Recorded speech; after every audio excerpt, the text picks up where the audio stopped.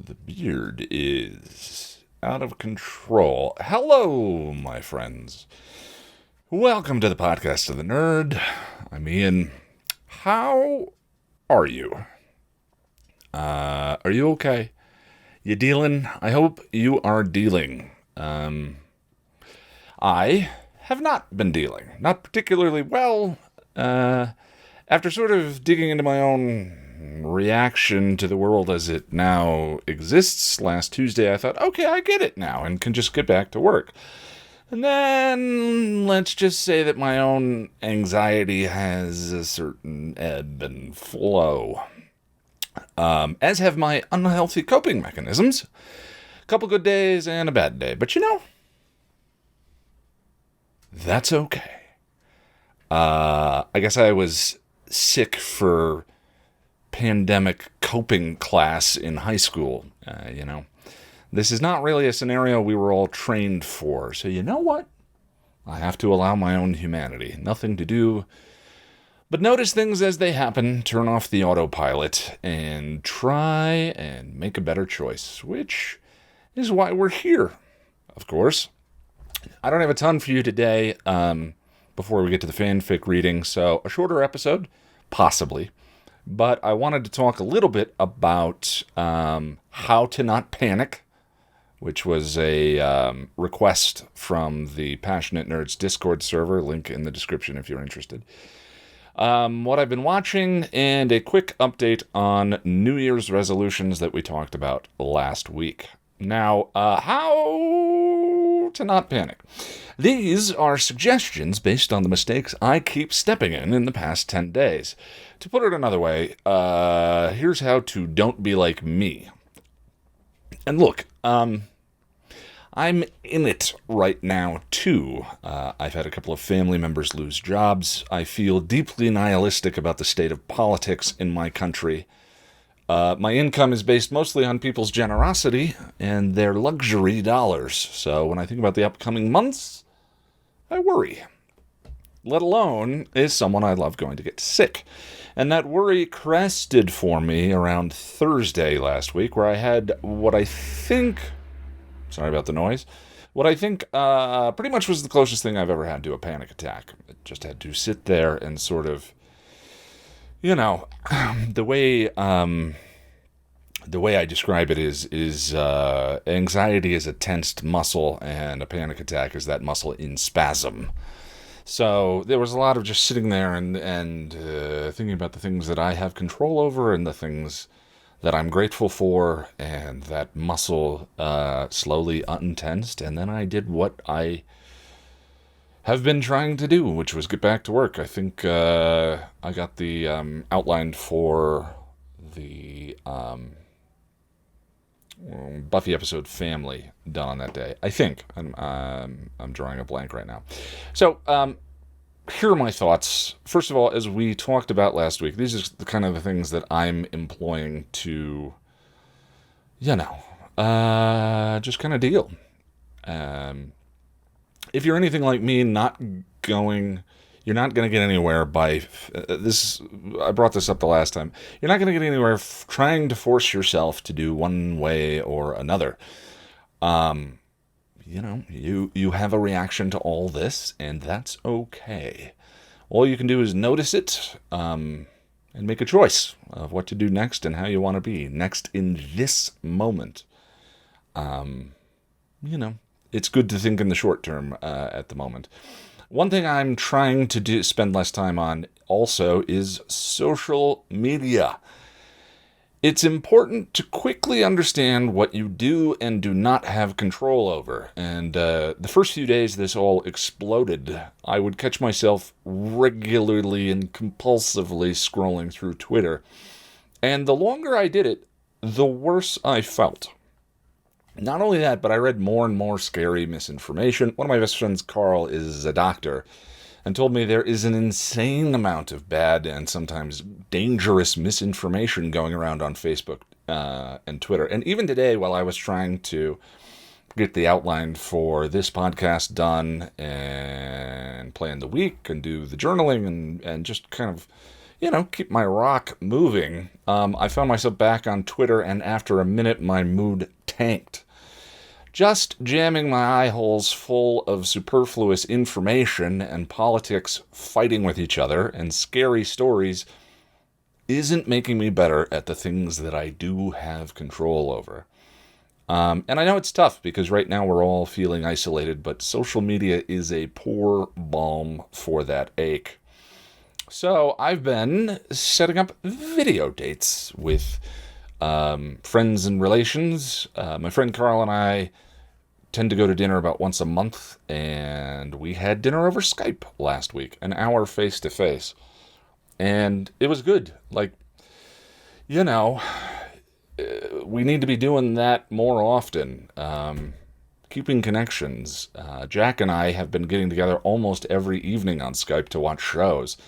I think I told you last week, I've been showing him through Next Generation, and then I hit The Good Place and had an emotional crisis and needed him to watch it right then, and so we did, and he loved it, and we're back to Star Trek now, and our movie night, which I'll talk about in a minute.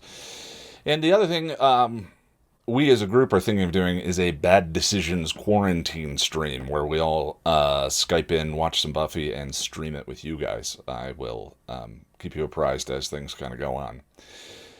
But the last thing, and this kind of hit me today, is it's hard to say any of this stuff without sounding trite. It's a lot like, I don't know. It's a lot like there's my first girlfriend loved Ani DeFranco, and so I started to love Ani DeFranco. It wasn't a disingenuous thing either. I really enjoyed the music at the time in high school, and particularly angsty, and that's a good thing. I think I was coming off my Nirvana grunge phase. I used to wear Pearl Jam and Nirvana shirts. Anyway, but there's a line in an Ani DeFranco song that I've always remembered. The song is called Superhero, and she says, and suddenly every pop song on the radio is speaking to me. And I think that's a great way of talking about the breakup phenomena and how these things seem trite until you need them, until you're going through whatever the thing is about. So when I say these kinds of things, hopefully, I don't know. The thing I was going to say is we have to keep in mind that we are all in this together. It's one of the few times in my lifetime where I remember that being so globally true. Yesterday was the first time I'd gone out of the house in a while, other than the baby and I take walks up and down the block together when she gets fussy. And I had to go to the grocery store, and people are very tense, very quiet. Someone coughed, and every head in the grocery store turned. I had to cough because I have a fraction of the cold I had for a month. And that or one of the 6 kids I live with have already brewed up a new strain of it for me. Either way, I thought, no, maybe I'm just going to let that tickle sit in my throat. And I think my mic is a little low. I'm going to adjust it. I apologize. Yeah, I'll run this through so all my volume sounds okay. But here's the thing I noticed. I started going out of my way to strike up a conversation with the people I was that I had opportunities to interact with, to just smile and be kind. And every time I did, people's faces lit up. Someone was bridging the anxiety and fear gap and trying to connect. And I just saw in those sort of micro reactions with the 2 teenagers that were checking me out, and the woman in the bread aisle, and all of that. I just saw that there's like a relief when people bother to smile and have a conversation, Things are feel dire, and we seem to have misplaced Buffy's beeper number. But none of us are alone. We're still a community, and in the case of this community, a global one. And all these big scary things that we don't have control over may as well, in my mind, be meteors passing by. It's so easy to get stuck in a fearful, limited bubble. But I can't help but think of, and I say this with as much cheese as I can muster. I'm so sorry. If nothing we do matters, then all that matters is what we do. What we do today, right now, because that's all there is. And so for me, the thing to do, and the thing that I have been doing, is get back to work. So just, I mean, if for anyone who's a fan of these shows, I felt I should mention I've been having trouble moving on past The Good Place. That happened to me when I finished Buffy. There are certain shows, I mean, it's just kind of tough once you've gotten into the stream and the comfort level with a certain show and a certain group of characters that you've been binging, to, when that's over, sort of accept and move on and start again with a new group of people. And I raved a bit. And then there are the shows that just sort of are so affecting that they're really hard to let go. And The Good Place was definitely one of those for me. But I have finally decided, this week I'm starting Star Trek Deep Space Nine. Deep Space Nine is the 90s Trek I never got around to watching for some reason. Next Generation was a defining show for me personally. It created my interest in science fiction. It was one of the pieces of fiction, most responsible for shaping me into the person that I am. And I still want Picard to be my daddy. And I mean, that's a lot of expectation to put on any one show. I realized after a couple of rewatches... Apologies, I got confused by the visual version for a second. I wasn't sure if my notifications were showing for you, which you don't need to see. You don't need the extra information. It's not particularly interesting. But that's a lot of expectation to put on a show. And I realized after a couple of rewatches that was partly one of my issues with Angel. Buffy is one of the most influential shows in my life, obviously. And that was a lot to live up to with the spin-off, especially one that started when Buffy had 3 years of finding itself and its chemistry and its voice. The thing about Star Trek, though, is weirdly, I've watched Voyager and not Deep Space Nine. I like Voyager fine, but it's no Next Generation. And yet, I watched every episode of it. So, anyway, DS9 is now. Expect detailed reports as I make it so. I'm sorry.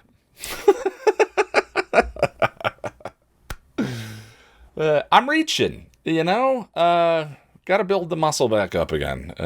It's a little weak at the moment. Jack and I are also trying to get back to our movie night now that we're both well. The only problem is the movie we rolled last week was The Pianist. And given the news of the week and the times, last thing I really was up for was watching a Holocaust film that is also a continuing conversation on art versus the artist. So we've been doing what I always do with these things. We've made a big spreadsheet and use a random number generator. I'm thinking what we'll do is we'll pick 3 at random and then actually make a decision about which one of those we're going to watch. We'll chat about it next week. So, New Year's resolution update. Remember New Year's 10,000 years ago when New Year's happened? There was a... yeah. So, here's the thing. To me, talking about any of these things feels a little silly and trite, and I think that might be exactly one of the reasons why it's important for me to talk about them. Again, the things we can control, right? So, I've got to be honest with you, my accountability buddy. The I told you last week that I was going to take stock of the state of all of my resolutions and chat about them here with you. But I underestimated that. I underestimated just how much time laying in the fetal position and crying in the shower takes. So let's do it here and set up some goals for next week. So resolution number 1 was spiritual. I wanted to start the morning with a meditation practice. Easy, accessible, 10 minutes. This one has ended up morphing a bit. I was using the Uper app, and I've instead just started doing a morning journaling habit. I realized that the kind of mental download that I was doing in Uper was the thing that was really of value.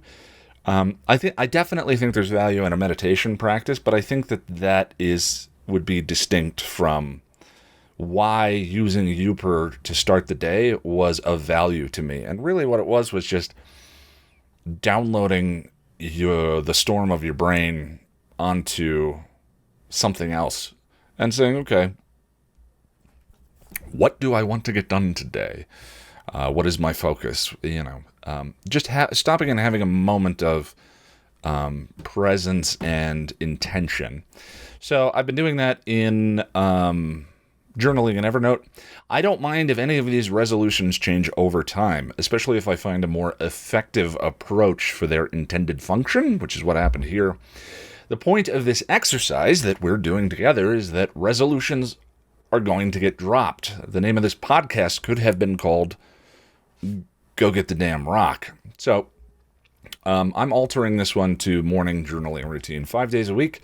And so far that's been going pretty well. Honestly, the past couple of weeks in between all of the adulting breakdowns have been pretty productive ever since getting back on the Dear Boy train, so to speak. Shouldn't talk that way about things so edible. Edipal, not edible. Resolution number 2, online date and stuff, which to me is an interesting prospect in current times. But you know what? I've been thinking about this. This whole self-sequester thing kind of takes the pressure off a bit, doesn't it? You can feel free to strike up a conversation with someone and talk freely because you're not getting together, at least not for a while. So I don't have to think about the spinach in my teeth, or did I remember to put the beard oil in, or whatever it may be. At least not for a while. And I don't think a city lockdown is a reason not to online date then. So, goals this week, and frankly, I think it would be kind of interesting. And I think, this is an interesting time to sort of be in contact and be in touch and to connect with people. I do wonder of people using... it's interesting to see the businesses that have been affected and that haven't been affected, and I do wonder how online dating is doing with that kind of thing. I think people are home a lot, and if you're single, you might be firing up the app and sending off messages. So I'm curious, and I believe life is better shared. So the goals this week: 3 messages sent, reply to any that come in. Resolution number 3 was financial. Keep a budget, have a budget day. Honestly, this one is on track and going just fine. I actually want to spend a little bit more than I have been because I want to be supporting local businesses and restaurants.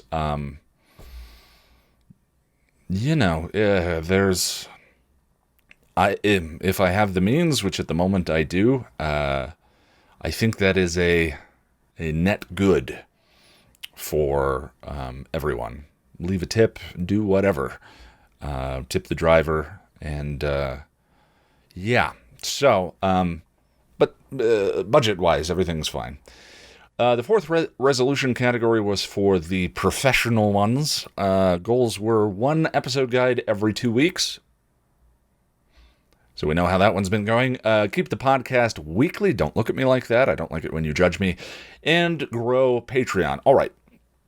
Whatever weird-ass rut cropped up from Dear Boy that cold for 3 weeks, it's all done. And honestly, my way of coping with my own stress and anxiety is...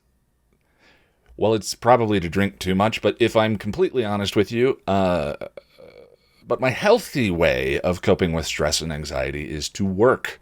I get to do this amazing thing, making sounds with my word hole on the internet to people. And I'm not a doctor who can help the sick. I'm not an idiot politician who gets paid to make things worse. I'm a guy who has 61,000 people dealing now with an excess of time on their hands who could probably use a little distraction. That is how I can help. So, there will be a video this week. Hopefully Friday, but since I just said that out loud, probably Saturday or Sunday. Nevertheless, it is happening. I think this podcast is just as important for me specifically. My own mental health. The intention of this podcast was to be a weekly signpost for my goals and process. And even if I get derailed again and go face to wall with yet another script, I need to fire this podcast up on a Monday morning or Tuesday and say to you, I'm stuck. Our relationship as accountability buddies is not for only when I'm cranking, but when I'm derailed as well. So, I'll just have to suck it up, buttercup, and let you know I'm fogged, because we can't go another month without me reading to you about Spike. Otherwise, we're never going to find out what happens in his It's a Wonderful Life scenario. Resolution category number 4. Number 1 was, these are all personal ones. Number 1 was write a novel. Lonnie was very kind to appear on the podcast to talk to me about how to approach this goal this year, and I created a to-do list from it, but I've realized that those to-dos are just going to keep getting pushed out in favor of things I need to get done for the channel. I'm always going to prioritize writing or editing my next episode guide script over creating my novel soundtrack playlist or writing a character bio. The episode guides are what allow me to eat. So, I've realized what I need to do is just block out a time during the day. I'm starting with an hour this week. It's the novel hour. No other tasks for an hour a day that aren't related to the novel. So that when Lonnie and I do our next coaching session, I have something to show for it. And if you're interested in hearing that discussion with Lonnie, I believe that was Bane Swallows His Mask was the name of that episode, because my audio was garbage. Number 2 was the van. I'm dropping this one. I think I talked in a previous podcast about coming to understand how the van and the boat were related despite my circumstances being different. And if the expense of the van was insane a month ago, it's doubly so now. I like my life, and I don't need an escape hatch. Number 3 was dry January and February with a corresponding weight loss and fitness goal. Now, with the exception of the bad decision stream we did in February and one other slip-up, I didn't drink for 2 months. I'm happy with that result. I was also intermittent fasting and running 3 times a week, and I've lost 23 pounds this year so far. That's 10 kilos or 1.5 stone, and that's great. Then March hit like a freight train. I got sick for 3 weeks, didn't set any new goals with regard to the consumption of adult juice boxes, and the world went and made itself look all weird and intimidating. I weighed myself this morning knowing I was going to have to talk to you about it, and I haven't put anything back on. So, minimal damage, but I need to set some new guidelines. This week, I want to return to intermittent fasting. My window is 11 a.m. to 7 p.m., no more alcohol for the rest of March, and then I'll set a goal for April, especially if we do a bad decision stream. May open up the reins for 2 nights in April, something like that. And 3 runs this week. So one of the things that was sustaining the structure of my fitness goals was the Boulder, which is a famous United States 10K race. It has been delayed or canceled. I'm not sure exactly what that is. I haven't heard anything about the Denver Comic-Con, by the way, but I'm pretty sure the same thing there. I'm still going to write what I was going to write for the Denver Comic-Con, and I'll just make a video out of it and publish it on the channel. Top 10 Buffy or Angel episodes that restore our faith in relationships, which not a lot of people credit the Buffyverse for doing. but I think there's good stuff there.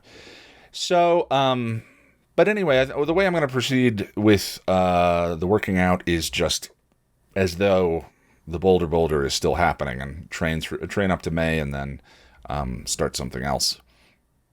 But so 3 runs this week, easy ones. They are going to kick my butt. I have been out of the game for a month now. So, and the last of the resolutions, this was in the realm of self-care, which maybe I'm getting better at. Who knows? Number 5, finish 5 story-driven games and 10 books.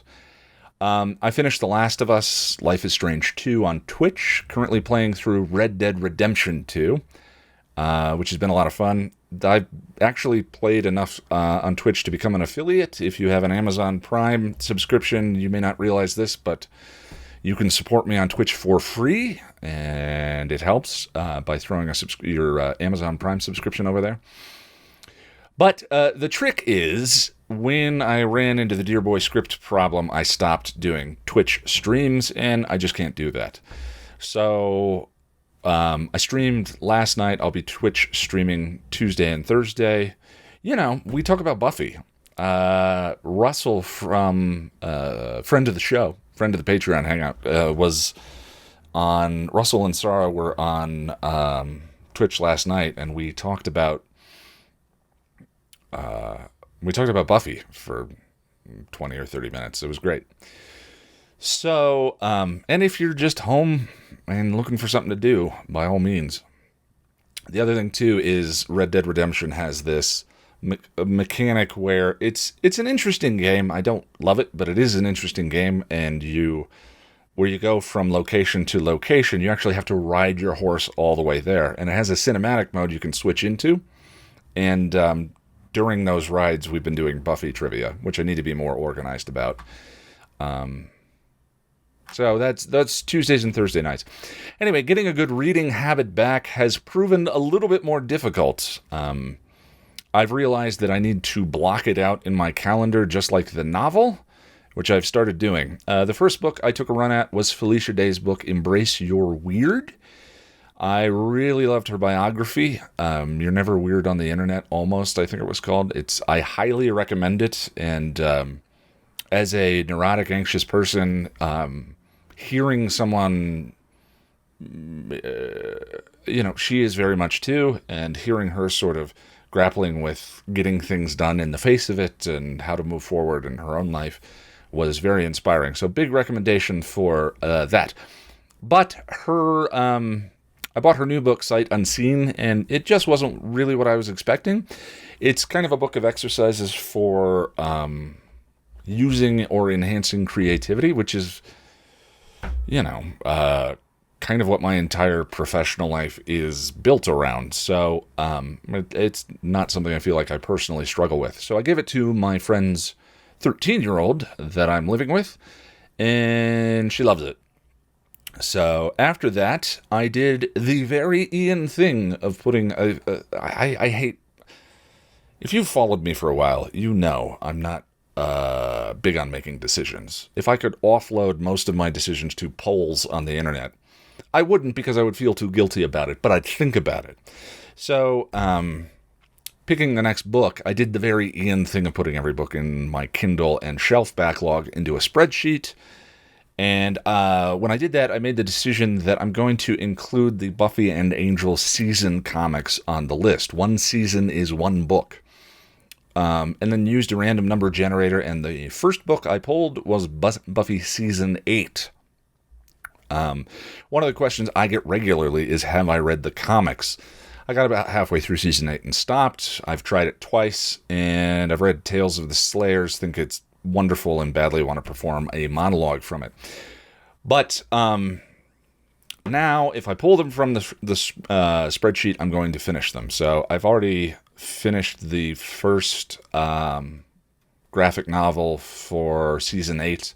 There are a lot of them. I have the big library compendiums for volumes 2, 3, and 4. The art is wonderful.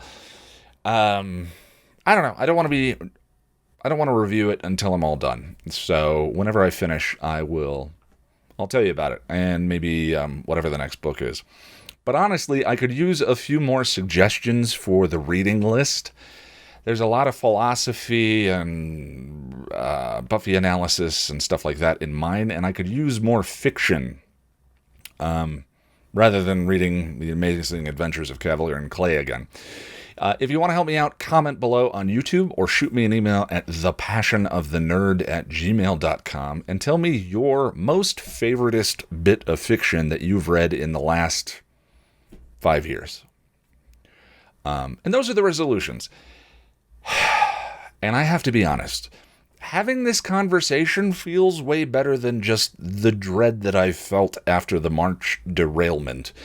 Do you ever know you should look at your finances, but you're afraid of what you're going to find, so you don't, and you just get more and more and more anxious about it until it finally crescendos, and you just do your budget, and you realize it's just way better to have the information?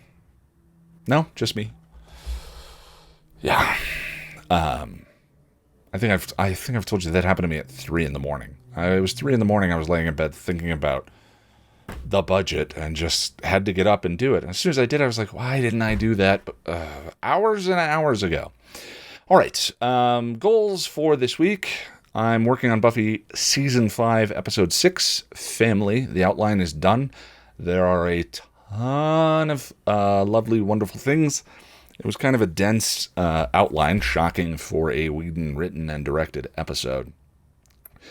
That episode reminds me a lot of Amends in sort of the Whedon pantheon. You've got the Once More with Feelings and the Hush, and then there are the ones like Amends and Family. I'll get into it. We'll talk about it next week. So I'm cranking on the script tomorrow, which would hopefully mean a live stream on Wednesday. An edit stream, since we'll be doing the rewatch for Patreon in the evening. But now that I've said that out loud, it'll probably be Thursday. You know how these things go. Twitch streaming Red Dead Redemption, Tuesday and Thursday evening, 7 p.m. Mountain Time. And this Saturday will be the Patreon Hangout, 5 p.m. Mountain Time. I'm sorry, I'm not good at time conversions, so. And we Americans do daylight savings time, which is dumb. I usually start the stream about a half hour in advance to watch the episode guides. Last week we had a terrific group discussion about parting gifts and Somnambulist. It was a good group. We have. It's so funny when I first launched Patreon, and one of the bonuses was, a hangout. I think it was once a month at that point. A Google Hangout. I've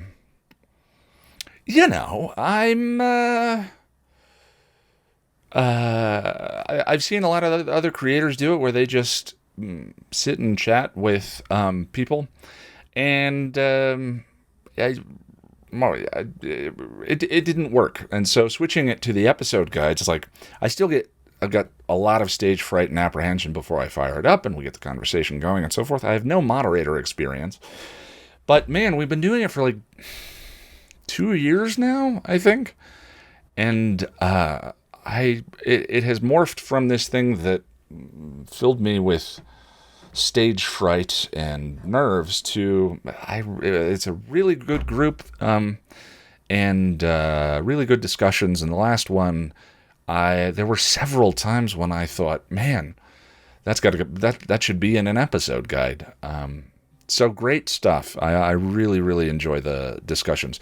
The other thing I've been thinking about, and we talked about last week, is adding a game night that would be non-streamed, just for patrons. Less formal, more of just a hangout kind of thing. We do Jackbox games or whatever. I will probably, I think that's just a good idea. So we're going to be adding that next month. Still don't know how that's going to work.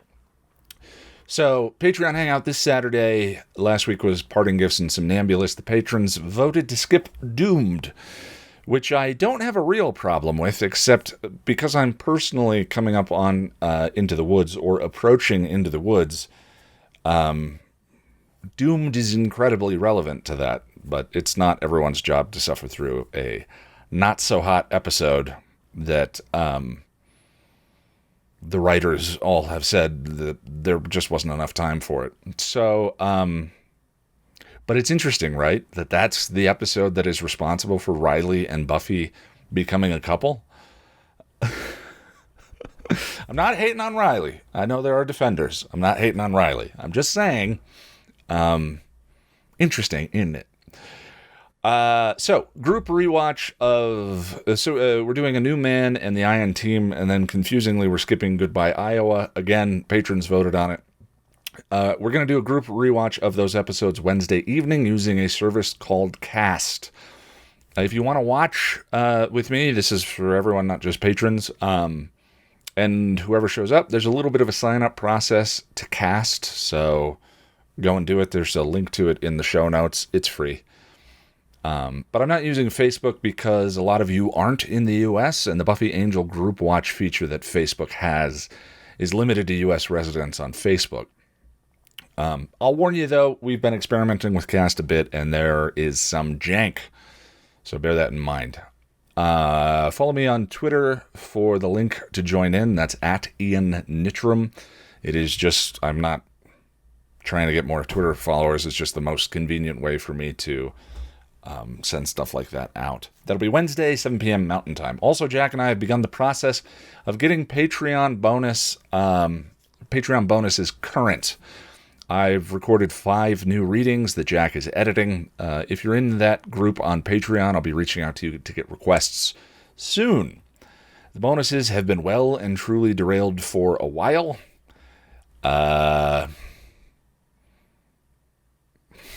much to say about it other than that. Well, he and I are going to get them current and then try and build into the system a way of maintaining things as we go forward. So there aren't these, 3-4 month gaps. Before I get to the fanfic reading, I just want to let you know I am Ian Nittram on Twitter and youtube.com/passionofthenerd. If you'd like to support the channel and keep me flush with food and cold medicine, I appreciate it. You can do so at patreon.com/passionofthenerd. With the $5 and up club, the other way, during live streams, there's a super chat button. Those donations really help out a lot. With the $5 and up club on Patreon, you can join the hangout this weekend to talk about the Iron Team and A New Man. Or you can go to passionofthenerd.com/store. And again, if you're an Amazon Prime member, you may not realize it, but you can support me for free by using your monthly Amazon Twitch subscription at twitch.tv/thepassionofthenerd. All right, that's enough of that. And let's do some Here Is Gone. Now, let me get the mic a little bit better positioned. I'm just off. You know how it is. It's not the beep boop boppiest podcast, but it is what it is, right? I hate that phrase as much as I love it. All right. So if you're new to the fanfic reading, this week I compiled all 11 chapters of the fanfic reading so far into a single video. It's an hour and 23 minutes of me reading to you. There's a link to the video version in the show notes, and the audio version is available in the podcast feed.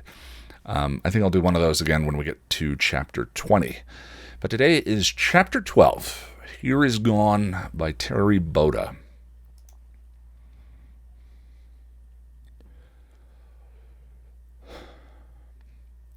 It took Spike close to 3 hours to make his way to the magic box. The woman who Joyce had hired as her assistant had been helpful in providing information about the gallery employee's health insurance provider, but she had also been extraordinarily chatty, asking questions about Joyce, Buffy, Dawn, and himself while gathering the information Buffy needed for the hospital. By the time he finally extracted himself from the woman, it was late afternoon. He entered the store from the basement and came into the shop just as Riley was leaving. The ex-soldier gave him a hateful glance before storming out. "Afternoon, all," he greeted. "Spike, what are you doing here?" Giles demanded. Told the Slayer I'd meet her here after doing a bit of research for her mum's gallery. Doc's needed some insurance info that I promised to get for her. He looked around, not seeing Buffy. Where is she? In the back room, pummeling something into the wall. I'm afraid not, Giles admitted, then paused for a moment as if thinking. Spike, have you heard of any new demons coming to Sunnydale recently? Any very powerful or old ones? One of the hardest things he had ever had to do in his unlife was lie at that moment. Can't say I have. Why? He replied nonchalantly, sitting down at the reading table. The Watcher gave Xander a look, then sighed. It would seem that a new threat has entered Sunnydale, and we're not sure what we're dealing with. Yeah, Buffy ran into her a few nights back and got the crap beaten out of her, Xander added. Spike struggled to keep his features from giving anything away. Sounds tough. Have we got a name? Unfortunately, no. Whatever she is, she's very powerful and about to conjure a cobra demon, Giles admitted. Cobra demon? Spike repeated. Giles cleaned his glasses. Yes, I'm afraid I inadvertently sold her the necessary spell components for a Subikian transmogrification spell. Spike gave him a sarcastic salute. Way to go, Rupert. And did you give her a map of the zoo so she'd know right where to go? Sarcasm is not appreciated. In any case, that is where Buffy has gone. She's going to try to stop her from completing the spell. Spike appeared about to retort something when the phone rang. Giles answered it, speaking sparsely, his face growing more and more concerned until he hung up. Spike knew the call was from Buffy, but he refrained from revealing that fact. Giles put the phone back on his receiver and cleaned his glasses. That was Buffy. I gather she was unsuccessful in stopping her from conjuring the snake demon, Spike said. Unfortunately, no, she wasn't. Spike let his concern show. Is she all right? She sounded tired and in pain, but not seriously harmed. She is back at the hospital waiting for Joyce to wake. We're to keep an eye out for a large, anamorphed cobra and wait here for dawn. Niblet should be here soon. School's out. Maybe one of you ought to go get her. She is undoubtedly already on her way here. We are to keep her safe until Buffy comes for her. We are not to tell her about her mother, Giles informed. Both Spike and Xander nodded in understanding. Snake demon, eh? Any chance it'll come here? Spike asked. I honestly don't know. Spike stood and moved purposefully to the training room. He came back out carrying a large sword and a wedding stone. The others looked at him as he sat down again and began sharpening the blade. Spike, what are you doing? Giles asked, confused. Getting ready to kill me a big snake. What's it look like? The Watcher was nonplussed. Yes, well, never met a snake that could live through getting its head chopped off, Spike said, twirling the blade, and this beauty ought to do the job quite nicely. Neither man had the answer to that, so they both went about their business as Spike resumed his sharpening. A short while later, Dawn came in with Willow and Tara. Look who we found on the way back from the espresso shop, Willow commented cheerfully. Any word on Mum? Dawn asked Giles hopefully. Giles looked apologetic. I'm afraid not. Buffy called a few minutes ago. They expect your mother to wake soon. Dawn looked excited. Am I supposed to go to the hospital? No, you're to stay here and wait for Buffy. The teen deflated and turned away. Oh. Oi, Niblet, Spike called, motioning her over and distracting her while Giles updated Willow and Tara on the latest events. Why don't you come over here and do your homework? Big Sis will be here soon. Dawn obeyed, pulling her book bag off her shoulder and setting it down on the table. That's a big sword. Spike kept sharpening. Yeah, two-handed bastard sword.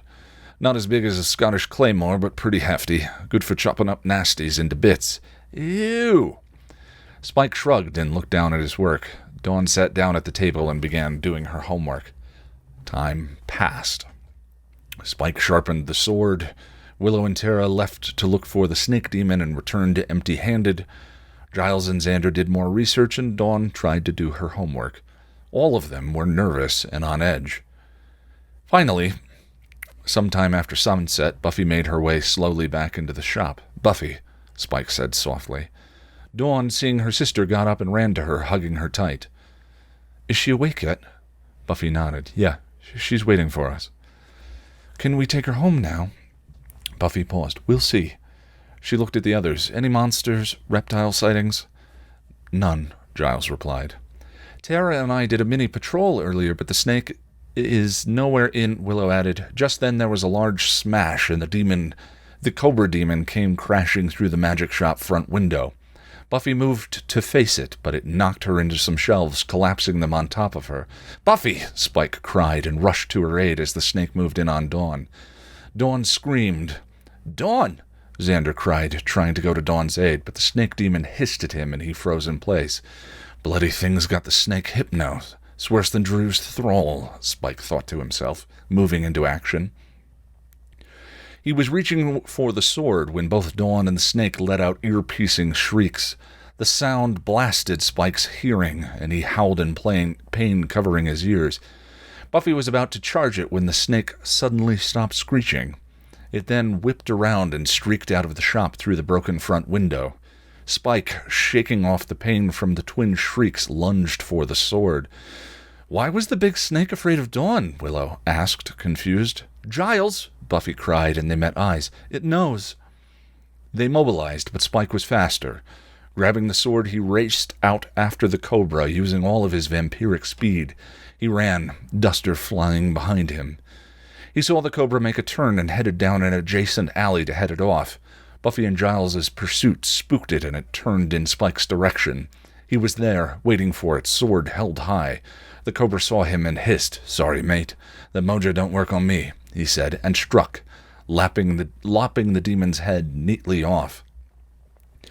Buffy and Giles caught up in time to see it writhe out its final death throes with Spike standing over it. They stopped and stared in shock. Told you, Rupert. Never met a snake that could live through a good beheading. Yes, well, good job, Spike, Giles said, catching his breath. Thanks. Now all we need to do is find out why the Bint conjured it in the first place. Glory, Buffy said, still coming down from her panic. Glory, Giles repeated. That's what she called herself, Glory. Well, at least we have a name now. It's something I can mention when I'm knocking demons' heads in, looking for information, Spike said. Giles nodded. I have to get back to the hospital. Mom's waiting for Dawn and me, Buffy noted suddenly. Spike didn't want to face Joyce or spend any more time in the hospital. How about I take care of old Scaly here? Bound to be a few bits and pieces that are worth a pretty penny. It's not every day you come across a Sabikian cobra demon. Venom alone would fetch a decent price. I'll split the take with you, 70-30. Both Giles and Buffy were too traumatized to argue. That sounds like a very generous offer, Spike. You do what needs to be done, and I'll take Dawn and Buffy to the hospital. Sounds like a plan, Rupert. Thank you. Giles moved to guide a nearly catatonic Buffy away from the decapitated body of the demon. Good night, Slayer. Tell Mom I'll be in to see her soon. Buffy looked back, a small smile on her lips. I will, she whispered. Thanks, Spike. He gave her a genuine smile and nodded his head. Giles then came up alongside Buffy and led her gently away. After she was gone, Spike set to processing the Sabikian demon. He decided to broker most of it through Anya and then set up separate accounts for himself, Buffy, and Dawn. Even if Joyce survived, his stint over the summer of Buffy's death taught him that Joyce had been too busy paying for Buffy's medical bills and damage to the house to set up investment accounts for her daughters. It's never too late to start thinking about your future, Spike thought.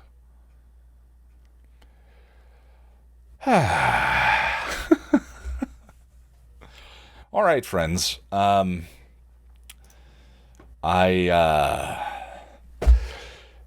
feel like I've been a bit of a bummer. I hope not. Part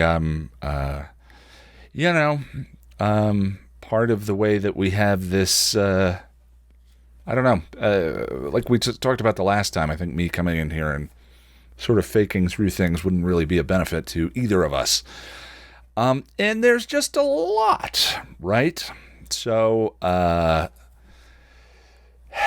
if you can take a breath, try and give yourself a break from the stress by taking 1 second to think about something in your life you're grateful for. Wife, husband, cat, walls, the temperature, Buffy.